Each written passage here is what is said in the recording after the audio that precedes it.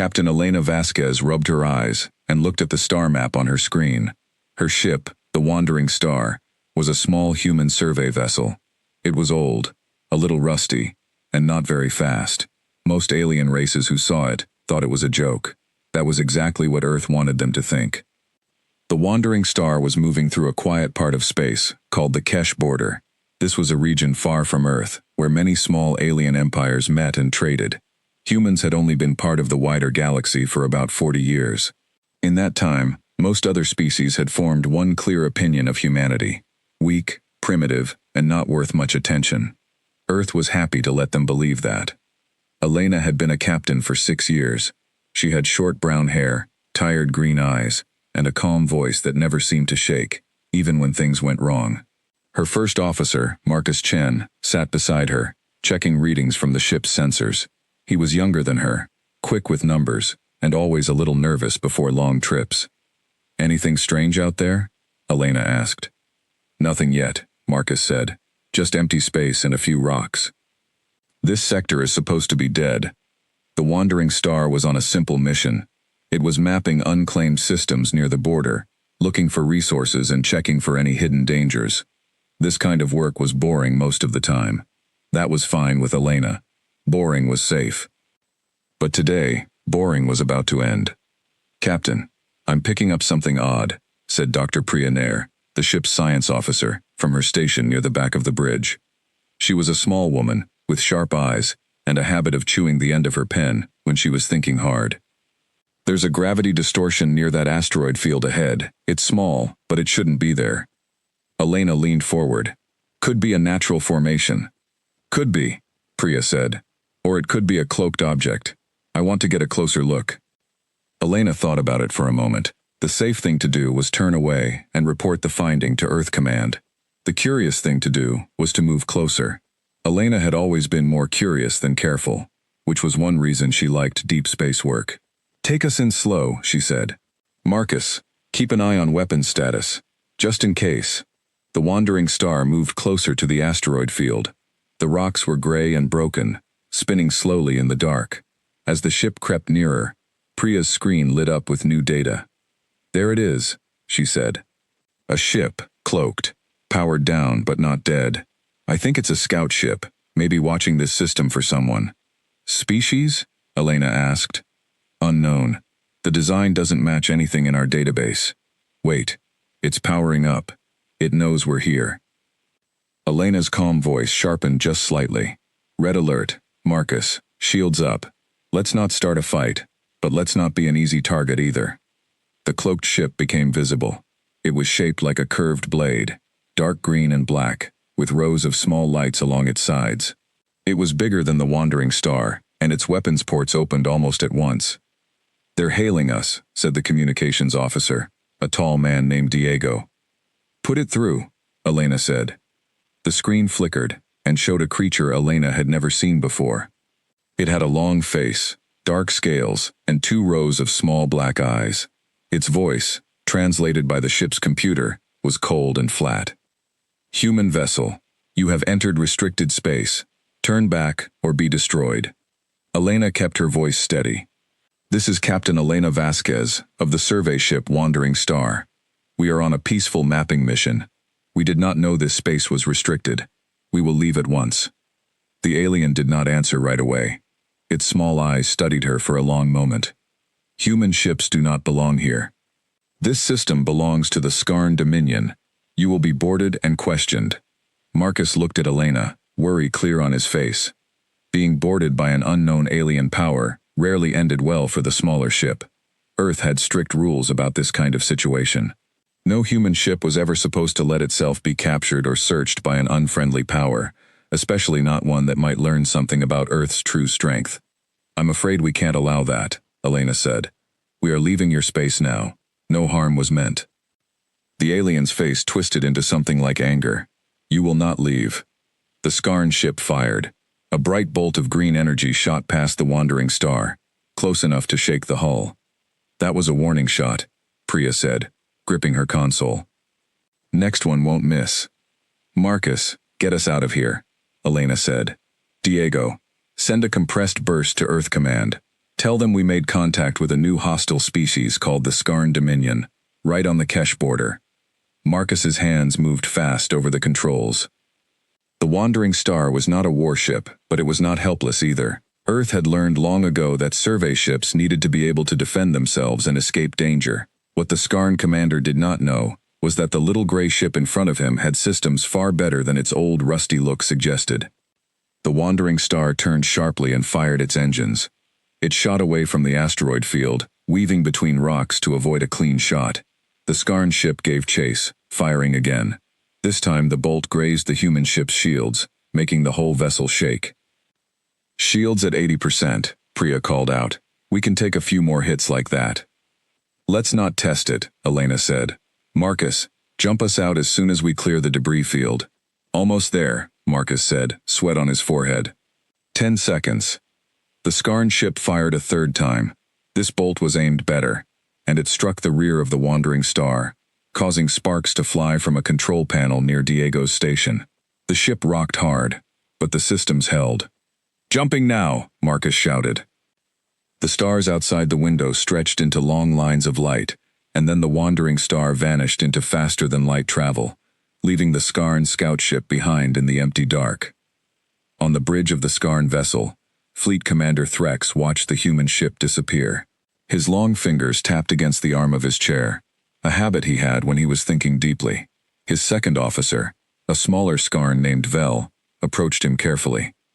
"Commander, should we report this to the Dominion Council?" Vel asked. Threx did not answer right away. He was replaying the encounter in his mind. The human ship's escape had not been lucky. It had been skilled. The pilot had moved through the asteroid field with confidence, using the terrain to block clean shots. The ship's shields had absorbed more damage than expected for such a small, old vessel. And the crew had reacted to danger not with panic, but with calm, practiced movements. None of this matched what the Dominion's spy networks had reported about humans. The reports said humans were a young, weak species, recently arrived in galactic society, with poor technology and little military skill. Those reports had been used to plan future Dominion expansion. If they were wrong, the Dominion needed to know. "No," Threx finally said. "Not yet. I want to know more first. Where humans hide their weakness, they often hide something else as well. I want to follow that ship." Vel's eyes widened slightly. "Follow them? All the way to their home world?" "If necessary, yes," Threx said. "We will not attack. We will not reveal ourselves. We will watch, and we will learn. If the humans are truly weak, we lose nothing but time. If they are not," he paused, "then the Dominion needs to know the truth before it makes any more plans involving Earth." Vel nodded, though worry showed on her face. "The ship jumped to faster-than-light speed. We cannot track that kind of jump easily."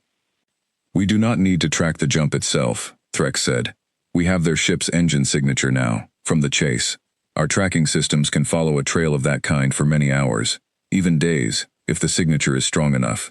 That hit we landed on their hull may help us as well. It likely left trace particles we can follow." He stood up and looked out at the stars. "Set a course to follow the trail. Full stealth. No communication with home base until we know more. This could be the most important discovery of my career, or it could be nothing. Either way, I intend to find out." Far away, aboard the Wandering Star, Elena sat in her chair, watching damage reports scroll past on her screen. The ship had taken some hits, but nothing serious. Still, something about the encounter bothered her. "Diego, did our message get through to Earth Command before we jumped?" she asked. "Yes, Captain. Compressed and sent. They should have it within a day, once it reaches a relay station." "Good," Elena said. She rubbed her temple. "Marcus, how does the ship look?" "Some burned wiring near the rear engine mount, but nothing we can't manage. We'll want a proper repair once we're home." Marcus glanced at his readings again, then frowned. "Captain, I'm seeing something strange on the long-range sensors." Elena straightened. "What kind of strange?" "A faint signal, far behind us, matching our jump trail. It's small, and it's not doing anything aggressive. It might be nothing. Sensor ghosts happen sometimes after a jump like that." Priya spoke up from her station, tapping keys quickly. "I'm seeing it too. It could be leftover energy from our own engines, echoing back. Or it could be exactly what it looks like, Elena said quietly. Someone following our trail. The bridge went silent for a moment. Everyone understood what that would mean. If the Skarn ship, or something like it, had a way of tracking their jump, it could eventually follow them all the way home. All the way to Earth. And if that happened, it would find something no outsider was supposed to see. Humanity's secret armada, built quietly in the shadows of the asteroid belt and the outer planets, ready for the day some greater threat finally came looking for trouble. Keep watching that signal, Elena said. Don't do anything that shows we've noticed. If someone really is following us, I want to know exactly how much they see, and how far they're willing to go. Marcus swallowed hard. And if they follow us all the way home?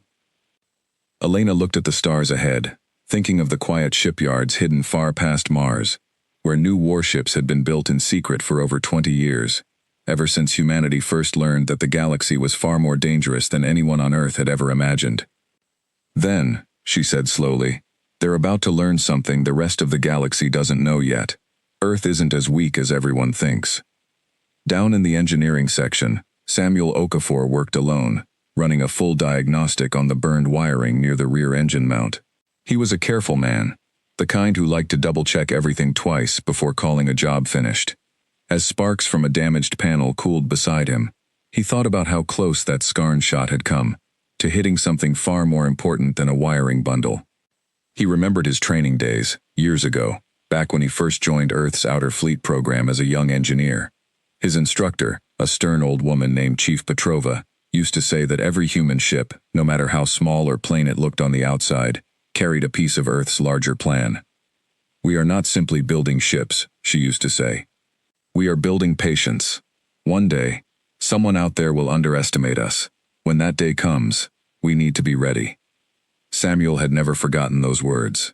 Now, as he tightened the last bolt on the repaired panel, he found himself wondering if today might be the beginning of exactly the kind of day Chief Petrova had warned him about. He made his way back up to the bridge, wiping grease from his hands with a cloth. Repairs are holding steady, he reported to Elena. We're not losing any power, and the shields are back to full strength. Whatever hit us didn't do any real damage in the end. Good work, Elena said. Keep an eye on it, just in case. Always do, Samuel replied, taking his seat near the back of the bridge. Elena turned her attention back to the star charts, studying the long, quiet stretch of space between their current position and Earth. It would take several more days of travel before they reached home, even with the ship's improved engines pushing them along at a steady pace.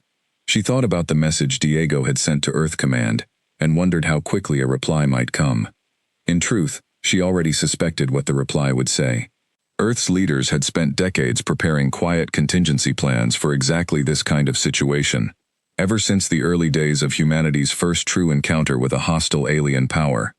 That first encounter, many years ago, had been small and largely unknown to the public, but it had changed everything about how Earth approached the wider galaxy. A single frightening skirmish near an unclaimed system had taught Earth's leaders a hard lesson.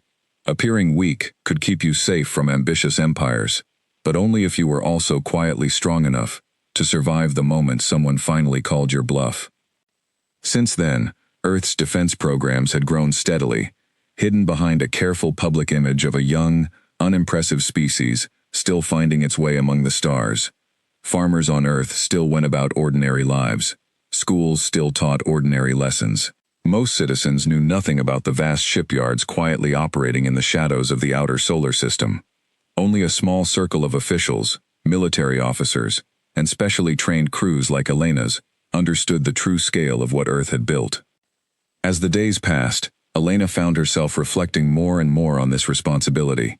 If the Skarn ship truly was following them home, her crew would soon become part of a much bigger story, one that could shape how an entire alien empire viewed humanity for generations to come.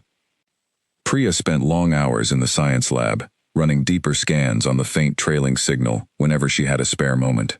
She wanted to understand as much as possible about the technology behind it, in case it offered any clues about broader Skarn capabilities. Their tracking system is clever, she told Elena during one of their check-ins. It's not locking onto our ship directly. Instead, it seems to be following trace particles left behind by our engines during the chase.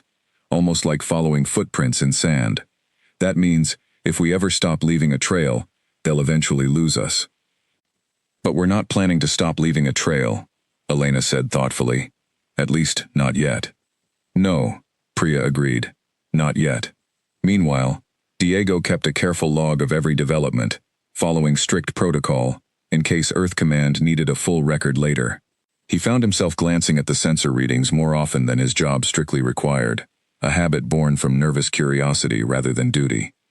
You keep looking at that signal like it might jump out and bite you, Marcus teased him gently during a quiet moment on the bridge. Diego managed a small smile. Can you blame me? We've never had anyone actually follow us home before. Usually the scary aliens just yell at us and let us leave. There's a first time for everything, Marcus said, though his own nervous energy suggested he wasn't entirely joking either. As the ship continued deeper into familiar space, drawing closer to the well-known trade routes near Earth's outer colonies, Elena allowed herself to think, just for a moment, about what kind of alien captain might be following them. She pictured someone cautious, curious, perhaps even a little afraid, much like her own crew had been during their first tense encounter days earlier. Whatever kind of person Fleet Commander Threx truly was, Elena hoped, for everyone's sake, that he was wise enough to approach whatever he found at the end of this journey with patience rather than panic. The galaxy, she had learned over the years, rarely rewarded hasty decisions made out of fear. The wandering star continued its long journey home, unaware exactly how far behind them the Skarn scout ship truly was, or how careful Fleet Commander Threx planned to be. Neither side knew yet what waited at the end of this trail, but both were about to find out that first impressions, in the vast and dangerous dark of space, could be dangerously wrong. As the ship sailed on through the void, Elena allowed herself one quiet thought. Somewhere far behind them, in the cold silence of space, something was watching. And soon, that something would see exactly what humanity had spent decades trying to hide. 3 days passed aboard the wandering star. The crew kept a careful watch on the strange signal that trailed behind them. It never grew closer in a way that seemed dangerous, and it never went away either. It simply stayed there, quiet and patient, like a shadow that refused to leave. Elena called a private meeting in her small office near the bridge. Marcus, Priya, and Diego crowded around her desk, along with the ship's engineer, a quiet older man named Samuel Okafor. Let's go over what we know, Elena said. 3 days ago, we had a short fight with a ship from something called the Skarn Dominion. We got away. Since then, something has been following our jump trail, always staying just far enough back that we can't get a clear reading on it. It's definitely a ship, Priya said, pulling up a chart on the office screen. The energy pattern is too steady to be random space debris or an old sensor echo. Whoever it is, they know how to stay hidden, but not perfectly hidden. We caught them. Could be scouts, Marcus said. Maybe they want to learn more about us before deciding what to do. That would explain why they haven't attacked, Samuel said. His voice was low and thoughtful. If they wanted a fight, they could have caught up to us by now and tried something. Instead, they're watching. Elena crossed her arms. So the question is, what do we do about it? Diego cleared his throat. We could try to lose them, take an extra jump in a random direction, throw off the trail. We could, Elena said, but that might just delay things. If they have decent tracking technology, they might find us again eventually, and running scared might make them more curious, not less. Priya tapped her pen against the desk. There's another option. We could let them keep following us, all the way home. The room went quiet. Marcus looked uneasy. Captain, that means leading an unknown hostile ship straight to Earth, straight to everything we've been hiding for 20 years. I know what it means, Elena said calmly. That's why I want to talk to Earth Command about it, before we decide anything final. But think about it this way. If this ship is truly just a scout, gathering information, then sooner or later the Dominion is going to learn about humanity no matter what we do. It's a big galaxy, but it's not infinite. Other species have been finding pieces of information about Earth for years. This might be the moment we get to control how that information comes out, instead of leaving it to chance. Samuel nodded slowly. You mean, let them see the Armada, on our terms? Maybe, Elena said. Or maybe we let them see enough to make them cautious, without giving away everything. Either way, I think it's better than either fighting them now, when we don't know their true strength, or running forever. Diego sent another compressed message to Earth Command, this time explaining the situation with the shadowing ship in full detail. It would take time for the message to reach the relay stations and for a reply to come back, given the distances involved. Until then, the crew of the Wandering Star would have to keep flying, keep watching, and keep guessing about the intentions of the ship trailing behind them. Far behind the human vessel, aboard the Skarn scout ship, Fleet Commander Threx stood in his quiet, dimly lit command room. The Skarn preferred low light, since their eyes were built for dark environments. Vel stood beside him, watching a screen that displayed the faint trail of the human ship ahead. "They haven't changed course," Vel said. "No sudden jumps, no attempts to lose us. Either they haven't noticed we're here, or they don't care." "They noticed," Threx said simply. Vel turned to look at him. "How can you be sure?"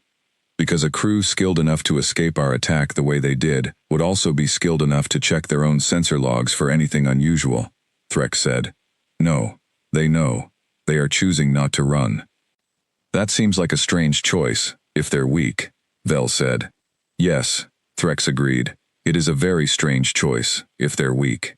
He thought back over everything the Dominion's spies had reported about humans over the years. Humans were said to be a young species, only decades into space travel. Their ships were described as simple and outdated compared to most galactic standards. Their military, according to the reports, was small, disorganized, and mostly focused on defending their home system rather than expanding outward. Many in the Dominion Council believed humans could be pushed aside easily whenever the Empire decided the time was right to expand toward that region of space. But everything Threx had personally witnessed did not match those reports. The pilot who had escaped his ship handled the vessel with real skill, not luck. The ship's shields had held up better than expected, and now, the crew was calmly allowing themselves to be followed, almost as if they were not worried about what a stranger might find. "There is a term in old Skarn stories," Threx said quietly, mostly to himself. "The sleeping predator, an animal that appears weak or harmless while it rests, so that its enemies grow careless. Then, when the moment comes, it reveals its true strength." Vel frowned. "You think humans are doing this on purpose, pretending to be weak?" "I do not know," Threx admitted, "but I intend to find out before I report anything to the Council. If I am wrong, we lose nothing. If I am right, and the Council makes plans against Earth based on false information, many Skarn lives could be lost, in a war we do not understand." The two ships continued their strange, silent journey through the stars, one leading and one following, both sides watching each other carefully, both sides trying to guess the other's true strength. Back on the Wandering Star, 5 days after the first encounter, a reply finally arrived from Earth Command. Elena gathered her senior officers again to read it together on the main screen. The message was short and direct, coming from Admiral Catherine Reyes, one of the highest-ranking officers responsible for Earth's outer defense programs. "Captain Vasquez," the message began, "Earth Command has reviewed your reports. We agree that this situation presents both risk and opportunity. You are authorized to continue your current course toward Sol System, allowing the unknown vessel to maintain its trail, under the following conditions. 1. At no point are you to engage the vessel unless directly attacked. 2. Upon reaching the outer edge of our system, Home Fleet Command will take over monitoring and will decide how to proceed. 3. You are to maintain full data logs of every interaction for review. Admiral Reyes, Earth Defense Council." Marcus let out a breath. "So we're really doing this, leading them home." "Looks like it," Elena said. "Earth Command clearly agrees with the idea of controlling how this information comes out, rather than leaving it to chance." Priya frowned slightly. "Do you think the Armada is really ready for something like this? I mean, ready to be seen, even a little?"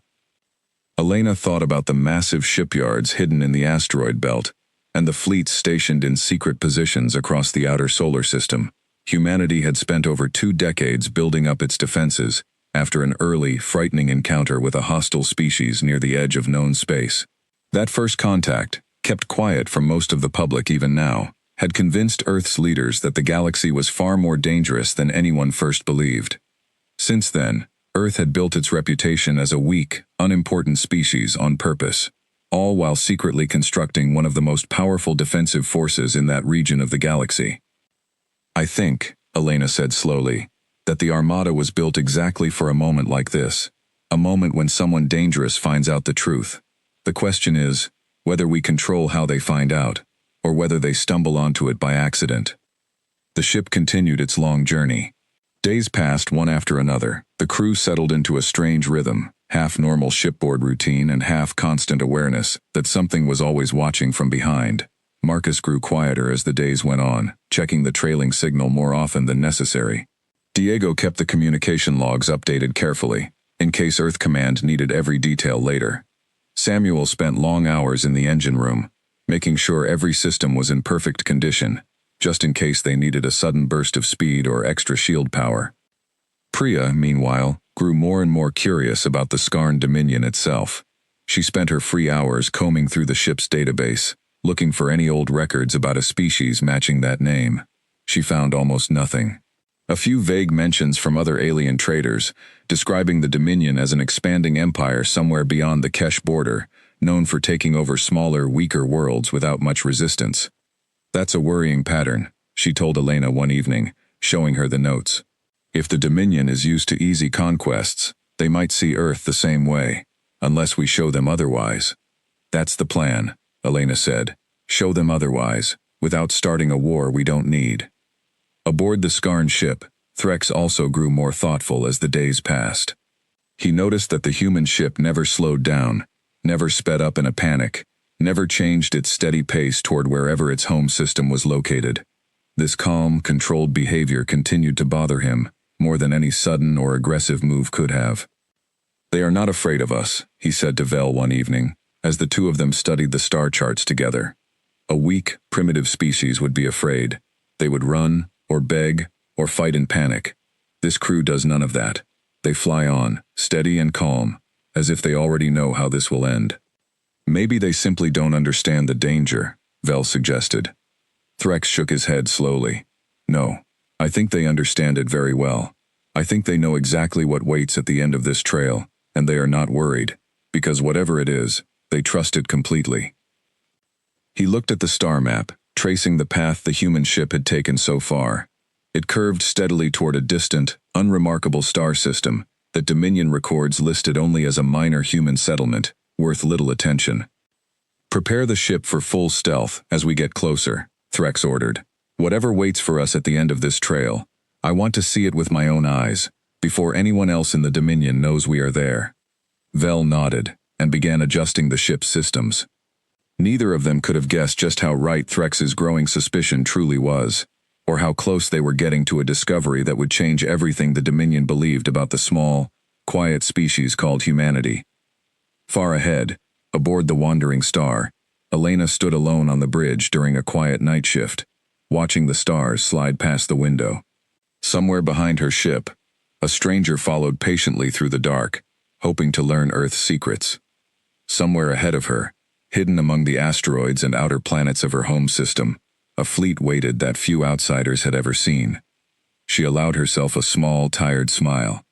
Soon, the Skarn Dominion was going to learn a lesson that every other power in the galaxy would eventually learn as well. Appearances could be dangerously deceiving, and the quiet, weak-looking species everyone underestimated might just be the most carefully prepared power for 100 light-years in every direction. Down in the small crew mess hall, Priya and Diego sat together during a quiet meal break, talking about everything the Dominion might represent for humanity's future. Priya pushed a piece of food around her tray, clearly lost in thought. "You know what worries me most," she said. "It's not the Dominion itself, it's what comes after. If they really do control a large part of that border region, then Earth might be stepping into a much bigger and more dangerous political game than we've ever dealt with before." Diego nodded slowly. "We've mostly dealt with small, scattered trading species so far. Nobody big enough to actually threaten us directly. This feels different." "It does," Priya agreed. "But maybe that's exactly why the timing matters so much. If we'd run into the Dominion 20 years ago, before the Armada was ready, this story might already be over, and not in our favor." "Small comfort," Diego said, managing a tired smile. "Better than none," Priya replied. Later that evening, Elena found herself unable to sleep, her mind circling through every possible outcome of the plan Earth Command had approved. She left her small quarters and made her way to the observation deck, a quiet room near the front of the ship with a wide window looking out into open space. She wasn't surprised to find Marcus already there, sitting alone, staring out at the stars. "Couldn't sleep either?" she asked, sitting down beside him. "Not really," Marcus admitted. "I keep thinking about my parents. They still think I fly a simple survey route, mapping empty rocks for a living. If this turns into something bigger, something public, I don't know how I'd even begin explaining it to them." Elena allowed herself a small, understanding smile. "Most of Earth still doesn't know how close we came to real trouble all those years ago. Command kept it quiet for good reason. But you're right. If this situation grows the way it might, a lot more people could end up needing the full truth eventually." "Do you think that's a good thing?" Marcus asked. "People finally knowing?" Elena considered the question carefully before answering. "I think secrets are useful tools, not permanent solutions. Earth needed time to grow strong without drawing attention. That time bought us safety. But secrets can't last forever, especially once someone else stumbles onto them. Maybe it's better that this happens now, on our terms, while we still have some control over how the truth comes out." Marcus nodded slowly, though his expression remained thoughtful. "I hope you're right." "So do I," Elena admitted quietly.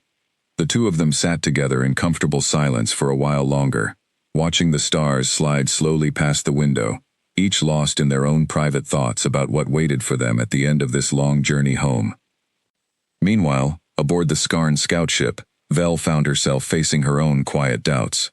She approached Threx one evening while he reviewed sensor logs alone in the dim command room. "Commander, may I speak freely?" she asked. Threx glanced up from his console. "You may. I understand why we're doing this," Vel said carefully. "But I worry about what happens if we're right. If humanity truly is this strong, and the Dominion tries to move against them anyway, out of pride or fear, many Skarn lives could be lost for nothing." Threx was quiet for a long moment before answering. "That is precisely why I insisted on gathering the truth myself, rather than trusting old reports written by careless spies. If the Council makes a decision, I want it to be based on real information, not comfortable assumptions. Whatever happens after that will not be a mistake born from ignorance, at least. And if the Council decides to attack anyway, even with accurate information?" Vel asked quietly. Threx's expression grew grim. "Then I hope, for both our people's sake, that cooler minds prevail before it comes to that." Neither of them spoke further on the subject that evening, but the weight of the conversation lingered between them as their small scout ship continued its silent journey, trailing ever closer behind the wandering star, both crews now fully aware of just how much rested on the outcome of this strange, quiet chase across the stars. The wandering star pressed on toward home, its silent shadow following close behind, both ships drawing ever nearer to the edge of Sol System, and to the secret that waited there. The edge of Sol System looked, at first glance, like nothing special. There were no bright lights, no obvious signs of danger, only cold, empty space, dotted with distant stars. But Fleet Commander Threx knew better than to trust first glances anymore, not after everything he had seen over the past week. His scout ship slipped quietly past the outer beacons of the system, using every stealth system it had. These beacons were simple devices, meant to warn incoming ships about traffic rules and system boundaries. To most travelers, they seemed harmless. Threx had studied them carefully during the approach, and found something interesting hidden in their design. "These are not ordinary beacons," he said to Vel, examining the sensor data. "They contain small but sensitive detection arrays, passive scanners, built into structures that look completely civilian." Vel studied the readings herself. "You think this is more of the same? Something hidden inside something ordinary?" "I am becoming certain of it," Threx said. Ahead of them, still leading the way, the wandering star continued its steady course toward the inner planets. The Skarn ship followed at a careful distance, staying as quiet and hidden as possible. Threx wanted to see as much as he could before revealing his presence, if he ever needed to reveal it at all. As the two ships crossed further into the system, Threx began recording everything his sensors could detect. At first, the readings matched what Dominion records expected. A handful of orbital stations near the human homeworld, simple traffic lanes between planets, ordinary-looking cargo ships moving between colonies on the system's outer moons. Then, as the ships passed near the region humans called the asteroid belt, the sensor readings changed. "Commander," Vel said, her voice suddenly tense. "Look at this." Threx turned to her screen. Hidden among the asteroids, spread out across a wide area, dozens of large structures sat quietly in the dark. From a distance, they might have looked like strange rock formations or natural debris fields. Up close, their shapes were far too clean, far too organized, to be anything natural. "Shipyards," Threx said quietly. "Many shipyards," Vel added. Her voice shook slightly. "I count at least 12 major structures, and dozens of smaller support stations. Commander, look at the size of some of these hulls under construction." Threx stared at the screen. Massive shapes, larger than anything the Dominion had ever built, sat inside open construction frames. Some were clearly finished and powered down, resting quietly in the dark like sleeping giants. Others were still being built, with small work drones crawling across their surfaces like insects. "This cannot be right," Vel whispered. "Our report said humans had perhaps a few dozen ships total, mostly small and outdated. This is..." She struggled to find the words. "This is a full battle fleet. Maybe more than one." Threx felt something cold settle in his chest, an emotion close to fear, though he would never have admitted it out loud. He had suspected humans were hiding something. He had not expected this. "Continue scanning," he said, keeping his voice steady. "Passive only. No active scans, no communication. I want to know everything we can learn before we decide what to do next."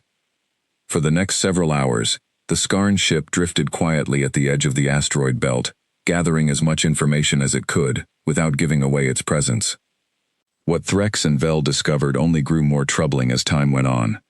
Vel pulled up a closer scan of one particular shipyard, larger than the rest, positioned near a cluster of small moons that the humans apparently used as anchor points for their construction frames. "Commander, this facility alone appears capable of building 3 large warships at once.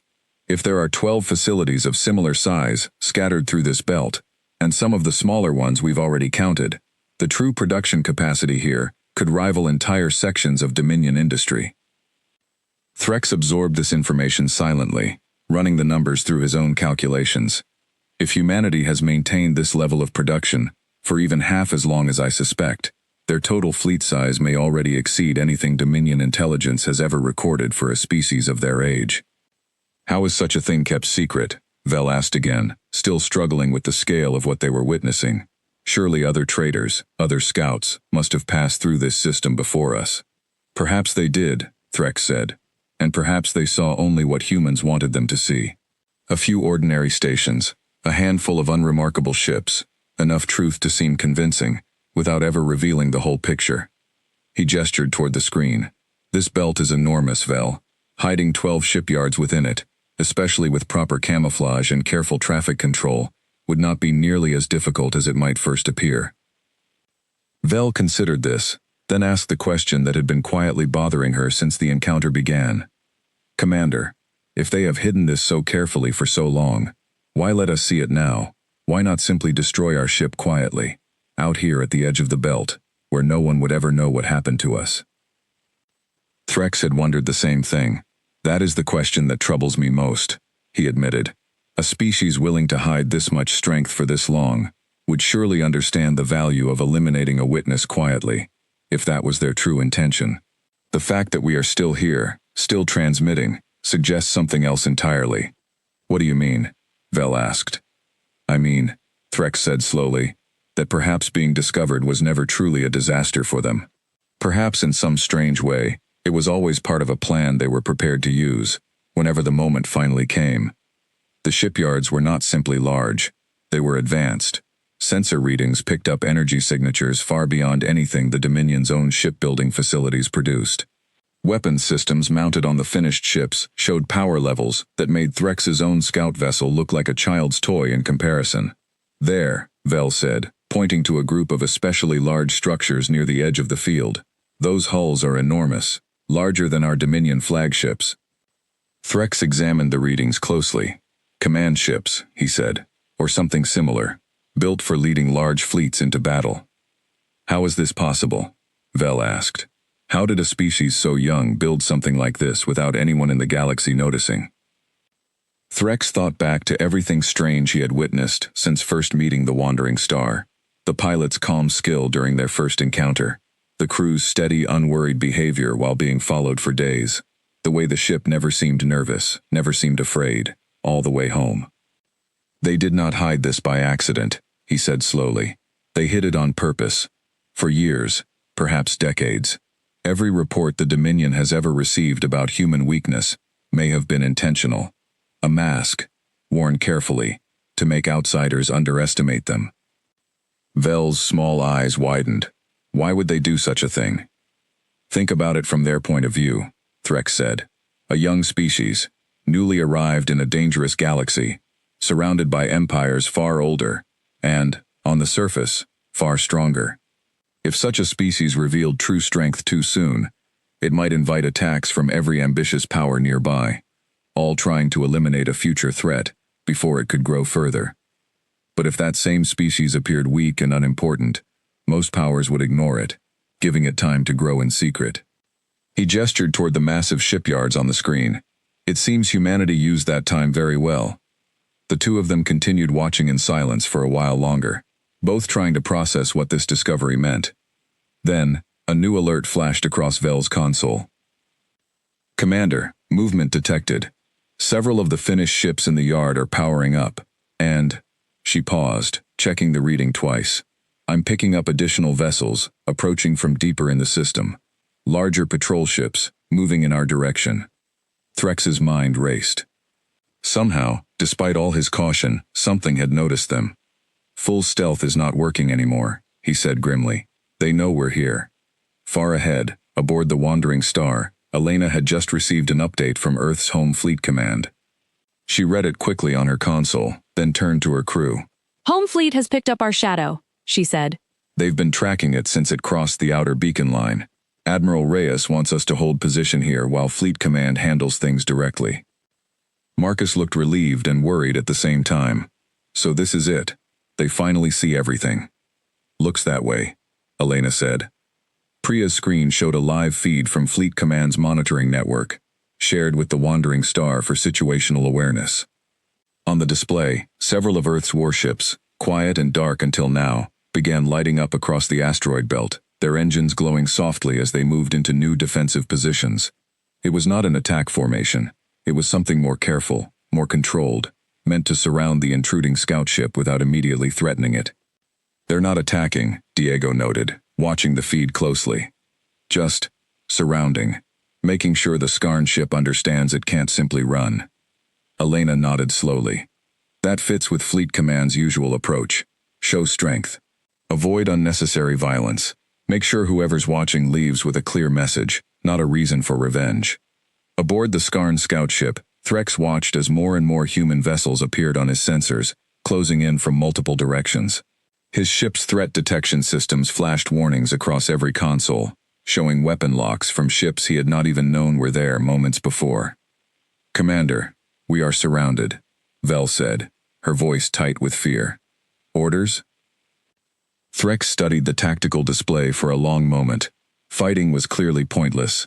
His single scout ship stood no real chance against the number of warships now closing around them, each one appearing far more advanced than anything the Dominion possessed.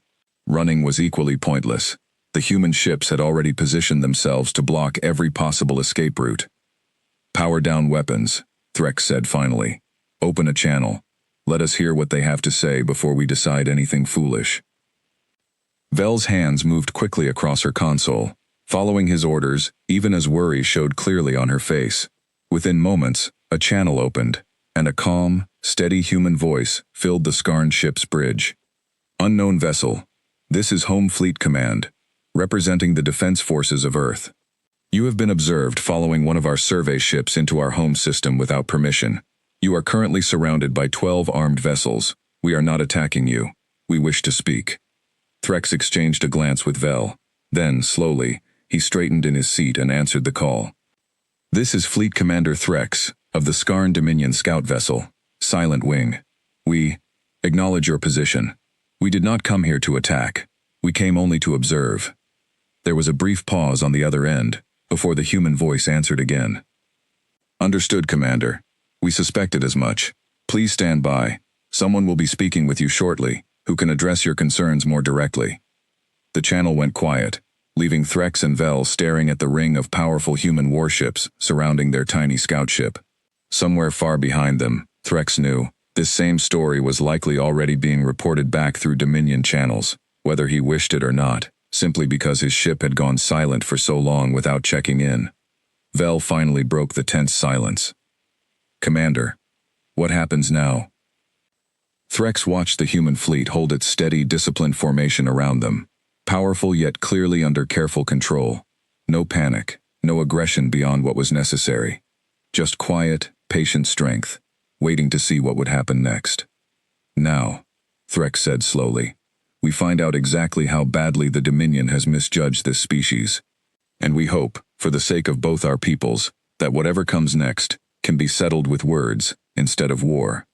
While the Skarn scout ship sat surrounded, waiting for whatever came next, Elena watched the situation unfold from the wandering star, still positioned nearby, within the wider human formation.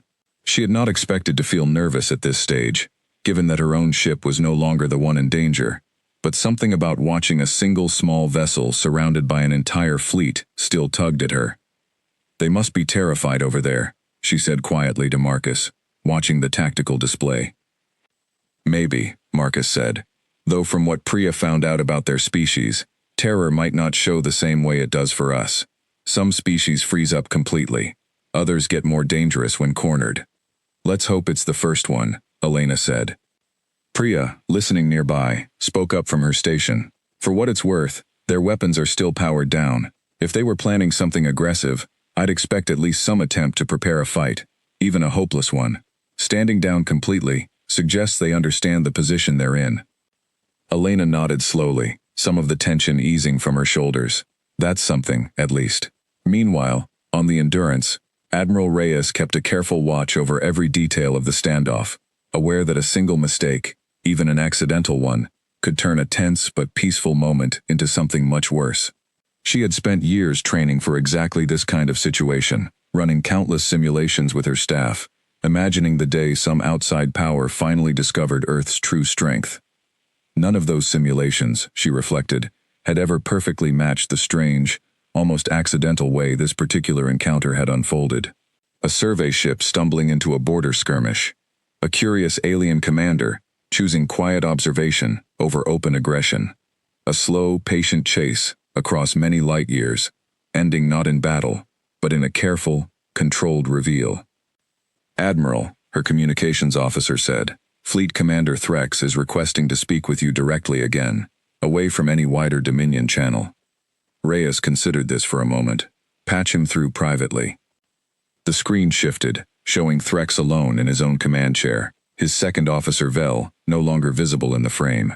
His voice, when he spoke, carried a note of quiet urgency. Admiral, before anything else happens, I wanted to speak honestly.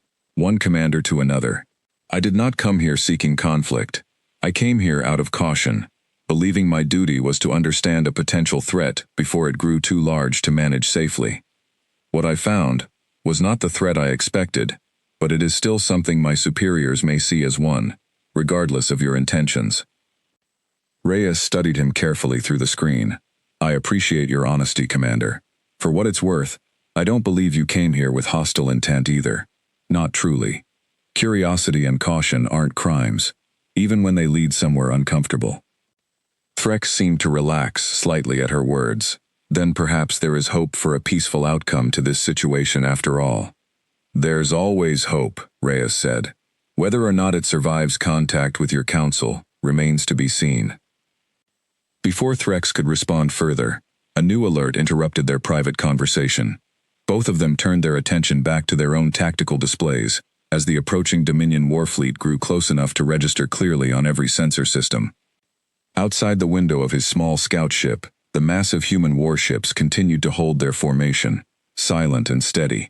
A wall of hidden strength finally revealed to the very species that had come looking to uncover Earth's secrets. Whatever happened next, Threx understood one thing with complete certainty.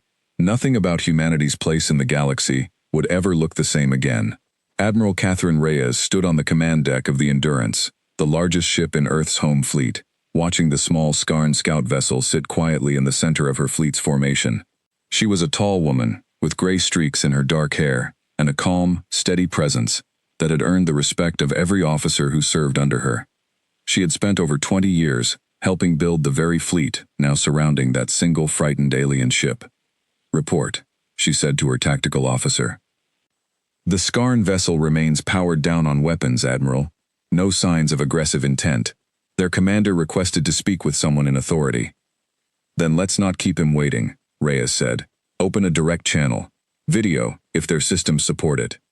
A moment later, the main screen on the Endurance bridge lit up, showing the same long-faced, dark-scaled alien that had first confronted Elena's crew days earlier. Threx sat rigid in his chair, clearly trying to appear calm despite the obvious tension in his posture. "Fleet Commander Threx," Reyes said, her voice polite but firm. "I am Admiral Catherine Reyes, commanding officer of Earth's home fleet. I understand your ship has been observing our system for some time." Threx inclined his head slightly, a gesture that seemed to be some form of respectful greeting. "Admiral, I offer no excuses. My ship followed one of your vessels here, after an encounter near the Kesh border. I intended only to gather information, not to cause harm." "I appreciate your honesty," Reyes said, "though I suspect you already understand why we take this kind of intrusion seriously." "I do," Threx said. He paused, seeming to choose his next words carefully. "Admiral, I will not pretend otherwise. What my crew has seen here does not match anything the Skarn Dominion believed about your species. We believed humans to be young, weak, and unprepared for real conflict. Clearly, we were mistaken." Reyes allowed herself a small, controlled smile. "That belief was not an accident, Commander. We have worked very hard, for a very long time, to be underestimated by outside powers. It has kept us safe while we grew strong enough to defend ourselves properly." Threx's eyes narrowed slightly, though whether from surprise or grudging respect, it was hard to tell. "You admit this openly?" "There's little point hiding it now," Reyes said. "You've seen the yards. You've seen the ships. Denying it would only insult both of us." On the bridge of the Skarn scout ship, Vel watched this exchange with growing unease. She leaned toward Threx and spoke quietly, though the humans could likely still hear parts of it through the translation systems. "Commander, if the Dominion learns the true scale of this fleet, some in the Council may see it as a direct threat. They might push for an attack before humanity grows even stronger." Threx gave a small, tired nod, clearly having already considered this possibility. He returned his attention to the screen. "Admiral, I must be honest about a concern. My superiors in the Dominion Council are not always calm decision-makers. If they learn of this fleet's true strength, some may see it as reason to strike first, out of fear, rather than seek peace." Reyes's expression remained steady, though something sharper flickered behind her eyes. "That would be a serious mistake on their part, Commander, one I would strongly advise against." "I do not disagree," Threx said, "but fear often leads people, and other species as well, toward poor decisions." Reyes considered this for a long moment. Then she turned slightly, giving an order to someone off-screen before facing Threx again. "Commander, I'm going to propose something. Rather than leaving here with only fear and half-formed guesses, I'd like to offer your Dominion a clearer picture of what Earth actually wants. Not conquest. Not conflict. Simply the ability to defend ourselves and be left in peace. If your council understands this clearly, perhaps fear can be replaced with caution and respect instead." Threx tilted his head. "You would allow us to report the truth back to the Dominion? Freely?" "I would prefer honesty over rumors and guesswork," Reyes said. "A frightened enemy who doesn't understand our intentions is far more dangerous than one who does." Vel looked at Threx, clearly waiting for his decision, though the choice was obviously not fully his to make. Somewhere far above the tension of the moment, both of them understood that whatever happened next would shape how an entire alien empire viewed humanity going forward. Before Threx could answer, a new alert flashed on both the human and Skarn control panels. A new set of sensor contacts had appeared at the edge of the system, moving in fast. "Admiral," the tactical officer on the Endurance called out, "additional ships incoming. Configuration matches Skarn Dominion military vessels. At least 6, possibly more, on an aggressive approach vector. Threx's face, already tense, grew visibly alarmed. That is not possible. No one should know we are here. Reyes turned sharply toward her own crew. Explanation now. Best guess, Admiral, the tactical officer said. Commander Threx's ship went silent for an unusually long period after crossing into Skarn restricted space near the Kesh border. If Dominion protocol treats extended silence as a sign of danger, they may have sent a search fleet to investigate his last known position, then followed the same trail we did. Reyes's jaw tightened. So the Dominion may already suspect something is wrong, without knowing exactly what. On the Skarn scout ship, Threx looked genuinely worried for the first time since the encounter began. Admiral, if that fleet arrives and finds their scout ship surrounded by unknown warships, they may assume the worst. They may attack without waiting for explanation. Reyes nodded slowly, already thinking through the tactical situation. Understood, Commander. Stand by. She turned to her own officers. I want every ship in this fleet to hold position. Weapons ready but not aimed. No aggressive movement unless we're fired upon first. If a Dominion war fleet arrives expecting to find their people in danger, the last thing we want to do is confirm that fear by looking like an enemy force. Admiral, her tactical officer said carefully, if that fleet decides to attack anyway, we could be facing a real battle, not just a tense standoff. I'm aware, Reyes said. Which is why every ship stays disciplined. We show strength, not aggression. There's a difference, and I intend for the Dominion to see it clearly. Aboard the Wandering Star, Elena watched the tactical display shift as the new Dominion battle group approached, her earlier relief giving way to fresh tension. 6 warships, she said quietly. That's a real force, not just a scout.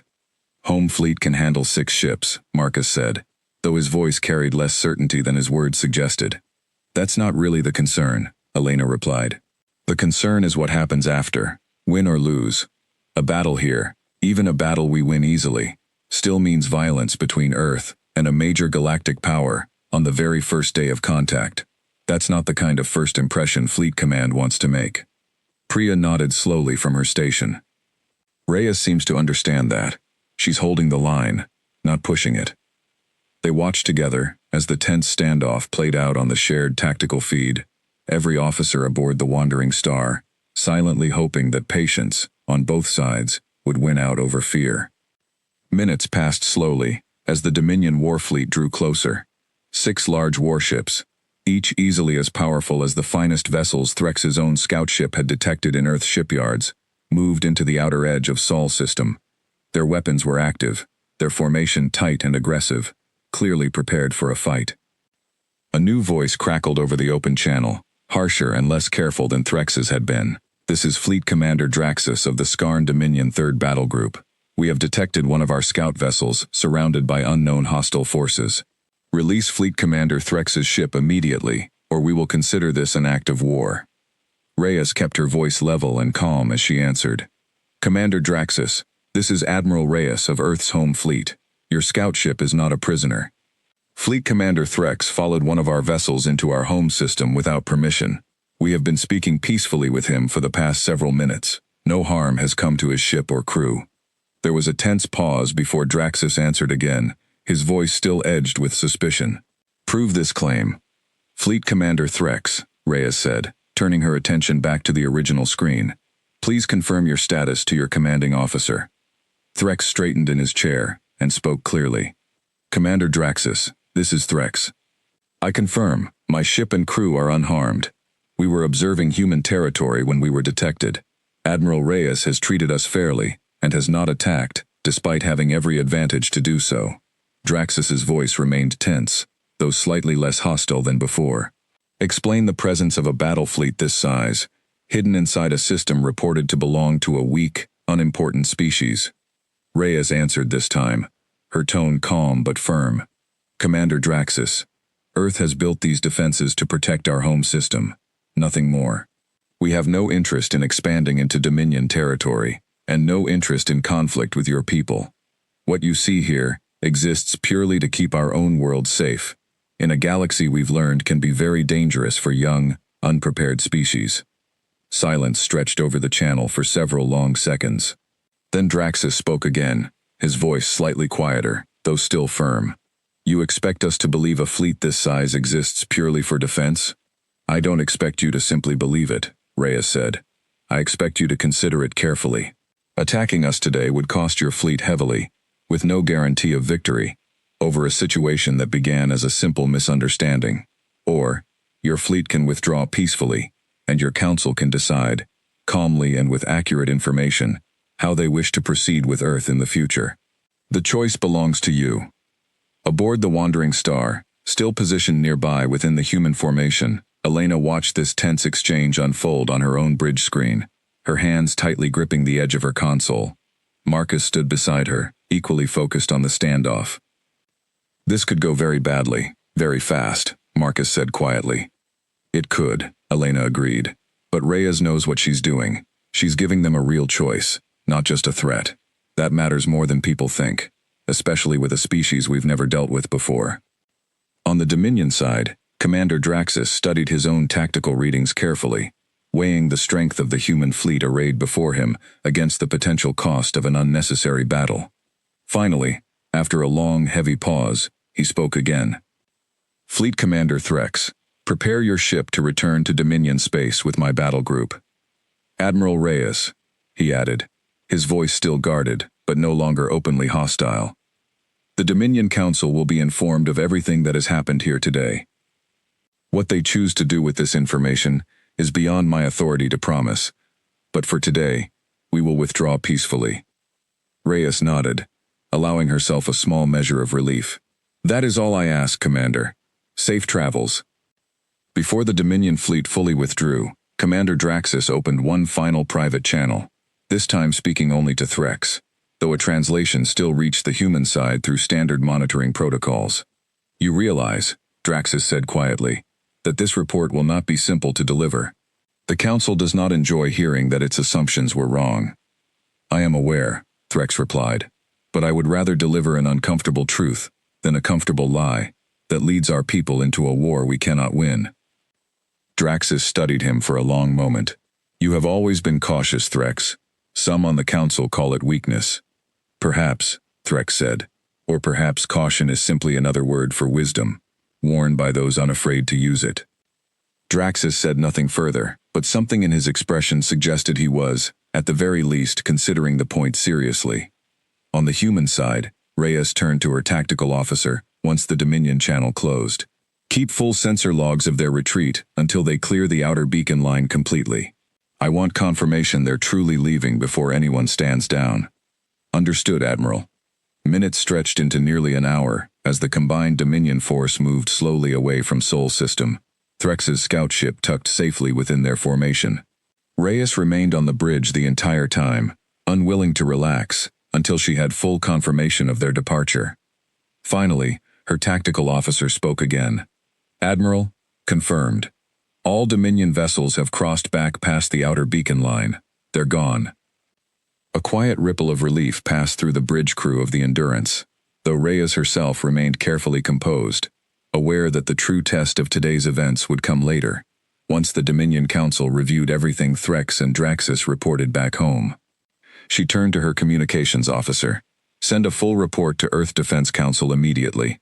I want every detail documented, including our exact wording during negotiations. If this situation escalates later, I want a clear record showing exactly how carefully we handled it. Right away, Admiral. Reyes allowed herself a small, tired breath, glancing once more at the empty space where the Dominion fleet had been only a short while ago. Whatever came next, whether cautious diplomacy or renewed tension, she knew Earth had passed its first true test in front of a major galactic power, and passed it without a single shot fired in anger.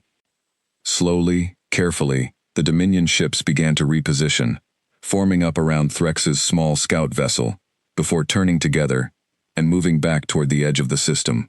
As they departed, Reyes remained on the bridge of the Endurance, watching the alien fleet retreat into the dark, fully aware that this encounter, however peacefully it had ended today, had just changed everything about how the wider galaxy would soon come to see the quiet, unassuming species called humanity. 3 weeks after the Dominion fleet withdrew from Sol system, the wandering star sat docked at a quiet repair station near Earth's moon, undergoing final checks after its long journey. Elena stood at the observation window, watching small work drones move across the hull, fixing the last of the damage from the encounter with Threx's scout ship weeks earlier. Marcus joined her, holding 2 cups of coffee, and handed one to her. "Word is spreading fast," he said, "not just through official channels either. Every trader, scout, and diplomat who passes near the Kesh border has heard some version of what happened out there."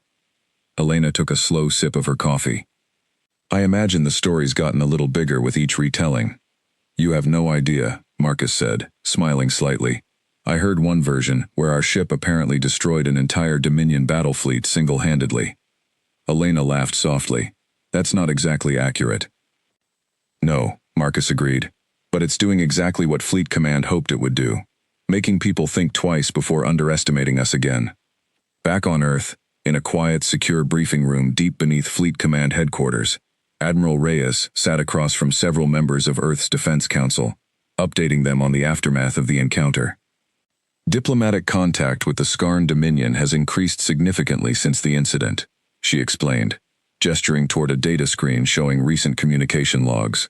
"Their initial messages were cautious, testing to see how we would respond to formal contact. Once we responded calmly and consistently, their tone shifted toward something closer to careful respect." One of the council members, an older man named Director Whitfield, leaned forward. "And their military posture? Any sign they're preparing for retaliation?" "None so far," Reyes said. "If anything, our sources suggest the Dominion Council is more focused internally right now, debating how this new information about Earth should change their broader plans for expansion in that region of space. Several smaller powers near the Kesh border, who previously feared Dominion expansion, have also reached out to us since word spread, hoping to establish trade and diplomatic ties." Whitfield nodded slowly. "So the incident, unplanned as it was, may end up strengthening our position across a much wider region." "That's my assessment as well," Reyes said, "though I want to stress, this outcome depended heavily on how we handled the situation once it happened. If Fleet Command had reacted with panic, or with unnecessary aggression, this could easily have ended in open conflict instead." Another council member, a sharp-eyed woman named Councilwoman Ose, spoke up. "Admiral, moving forward, do you believe we should continue our policy of hiding the true scale of our defenses, or has that strategy run its course?" Reyes considered the question carefully before answering. "I believe the old strategy served its purpose. It gave us time to grow strong, while avoiding unnecessary attention. But that time is coming to an end, whether we choose it or not. Word is spreading now, regardless of our original intentions. I recommend a careful, gradual shift, allowing select allies and neighboring powers to understand our true capabilities, while still avoiding open, public displays that might invite unwanted challenges from powers who see strength as something to be tested rather than respected." The council members exchanged thoughtful looks, clearly weighing the wisdom of this suggestion. After a long discussion, they agreed to move forward slowly, following Reyes's careful recommendation. Far across known space, near the heart of Dominion territory, Fleet Commander Threx stood before the full Dominion Council, delivering his own report on everything he had witnessed during his journey to Earth. The council chamber was a large, cold room, filled with rows of Skarn officials watching him with sharp, attentive eyes. "You are certain of these numbers?" one council member asked, studying the reports Threx had provided. "A fleet of this size, hidden entirely from Dominion intelligence for years?" "I saw it with my own eyes, Counselor," Threx said firmly. "And more importantly, I witnessed their restraint. My ship was in a position of complete vulnerability, surrounded by overwhelming force. They chose diplomacy over destruction, even when destruction would have been easy and, by most standards, justified, given our intrusion into their territory." A younger council member, clearly eager to prove himself, spoke up sharply. "Restraint may simply mean weakness in disguise. Perhaps they feared retaliation from the wider Dominion fleet." Threx shook his head slowly. "I considered that possibility as well, Counselor, but their admiral spoke and acted like someone confident in her own strength, not someone bluffing out of fear. I do not believe humanity's restraint came from weakness. I believe it came from genuine strategy, and perhaps genuine desire to avoid unnecessary war." The chamber fell into murmurs and quiet discussion among the various council members. Finally, the eldest among them, a Skarn elder with pale, faded scales and calm, measured eyes, raised a hand for silence. "We have built much of our recent strategy on the belief that humanity represented an easy, unimportant target for eventual expansion," the elder said. "Commander Threx's report suggests this belief was seriously flawed. I propose we suspend all expansion plans toward human territory indefinitely, and instead, open careful, formal diplomatic channels with Earth. Better to understand a potentially dangerous neighbor clearly than to risk conflict based on false assumptions." After further debate, the Council ultimately agreed, voting to shift Dominion policy away from aggression and toward cautious diplomacy regarding humanity, at least for the foreseeable future. Word of this decision spread quickly, not just within the Dominion itself, but across many of the smaller, neighboring powers who had long lived in fear of Dominion expansion. Back aboard the Wandering Star, now fully repaired and preparing for a new assignment, Elena gathered her crew one final time before their next mission briefing. Priya, Diego, Samuel, and Marcus all stood together in the small briefing room, looking at a star map showing their next planned survey route, this time much closer to home. "Command wants us on lighter duty for a while," Elena said, glancing at her datapad. "After everything that happened, they'd rather not send us straight back out to dangerous, unmapped territory just yet." "Understandable," Samuel said, "though I have to admit, part of me is almost disappointed. We started something out there, whether we meant to or not." "We did," Elena agreed, "but I think that's exactly why Command wants us to take it a little slower for now. What happened wasn't just about one ship, or even one crew. It changed how a lot of the galaxy sees Earth. That's a big shift, and it's going to take time to settle properly." Priya smiled slightly. "It's strange, thinking about it. A few weeks ago, most of the galaxy barely noticed humanity existed. Now, half the traders passing through nearby systems apparently want to know everything about us. That's the tricky part of not being invisible anymore," Diego added. "Attention comes in a lot of different flavors. Some good, some not so good." Elena nodded, thinking back to everything Admiral Reyes had explained to her privately after the encounter. Earth's era of quiet hiding was slowly coming to an end. From here forward, humanity would need to learn how to stand openly among the other powers of the galaxy, not as a hidden secret, but as a known, respected force. "Whatever comes next," Elena said, looking around at her small, familiar crew, "I think we're as ready as anyone could be. We've spent years preparing quietly for a moment like this, even without knowing exactly when it would come." Marcus raised his coffee cup slightly, a small, informal toast.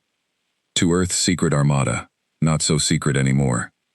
The others chuckled softly and raised their own cups in return. Outside the window of the briefing room, Earth hung peacefully in the darkness of space, its blue and green surface calm and quiet, entirely unaware, for most of its ordinary citizens, of just how close a genuine crisis had come, and how carefully that crisis had been turned into something far more valuable: respect. Far beyond the edges of the solar system, word of Earth's hidden strength continued to spread quietly among the stars, carried by traders, diplomats, and cautious scouts from a dozen different worlds. Slowly, carefully, humanity's true place in the wider galaxy began to shift, from a species easily dismissed and ignored, into one that other powers now watched with careful, thoughtful respect. And somewhere out in the vast darkness, other unseen eyes, belonging to species far different from either humans or the Skarn, took quiet note of this changing balance as well, wondering what other secrets this strange, quiet species called humanity might still be hiding, and what other surprises might be waiting, patiently, for the right moment to finally reveal themselves. In the weeks following the standoff, Earth's Defense Council held several more closed meetings to plan the next stage of humanity's slow, careful shift toward openness. Reyes argued strongly for a gradual approach, warning against the temptation to suddenly reveal everything at once, simply because one encounter had ended peacefully. "We cannot mistake one calm outcome for a guarantee," she told the Council during a later session. "The Dominion chose caution today, but other powers might not. Our strength is real, but so is the risk of appearing boastful or threatening if we reveal it carelessly. I recommend we continue building trust through small, controlled steps rather than grand announcements." The Council, largely persuaded by her steady judgment throughout the crisis, agreed to follow her recommendation. Earth's official public stance would remain modest and quiet for now, even as select allies and cautious neighbors were slowly given a clearer picture of the truth behind closed doors. A few months later, Elena received an unexpected message while the wandering star was docked for routine maintenance near one of Earth's outer colonies. It came through an official diplomatic channel, marked with a level of priority she rarely saw on her personal terminal. Curious, she opened it at once. The message was from Fleet Commander Threx himself, sent through newly established diplomatic relay stations, now operating between Earth and Dominion space. Captain Vasquez, it began. I am uncertain if this message will reach you through proper channels, but I wish to send it regardless. Since our encounter, the Dominion Council has agreed to open formal talks with your Earth Command. I do not know yet what will come of these talks, but I believe they would not have happened at all without the calm, controlled way your people handled a situation that could easily have ended in disaster. I wanted you to know that your crew's actions, and the actions of your admiral, made a difference beyond what either of us likely expected. Perhaps, one day, our paths will cross again under calmer circumstances. Until then, safe travels among the stars. Fleet Commander Threx. Elena read the message twice, a small, thoughtful smile forming on her face. She called Marcus over to share it with him. Looks like our alien shadow turned into something else entirely, Marcus said after reading it himself. Seems that way, Elena agreed. Funny how these things work out. We thought we were just doing a boring survey mission. Boring missions have a way of turning interesting around here, Marcus said, smiling. Elena drafted a short, polite reply to Threx, thanking him for his message and wishing the same calm outcome for whatever talks lay ahead between their two peoples. She hesitated before sending it, then added one final line. I hope your council learns what my admiral already knows well. Strength handled with patience tends to build more than it destroys. She sent the message, then leaned back in her chair, watching through the window as ordinary cargo ships and passenger shuttles moved calmly between Earth's outer colonies, most of their crews still entirely unaware of just how close, and how quietly, their world had stepped toward a very different kind of future. Word continued to travel through the stars in the months that followed, carried along established trade routes and diplomatic channels alike. Earth's reputation shifted slowly but steadily, no longer dismissed as an unimportant, primitive world, but regarded instead with a new kind of cautious respect among the many powers scattered across that region of the galaxy. For Elena and her crew, the immediate danger had passed, but they understood clearly that this was likely only the beginning of a much larger story, one that would continue to unfold across the stars for years to come, as humanity slowly stepped out from the shadows it had hidden in for so long, ready, at last, to take its true place among the many powers of the wider galaxy.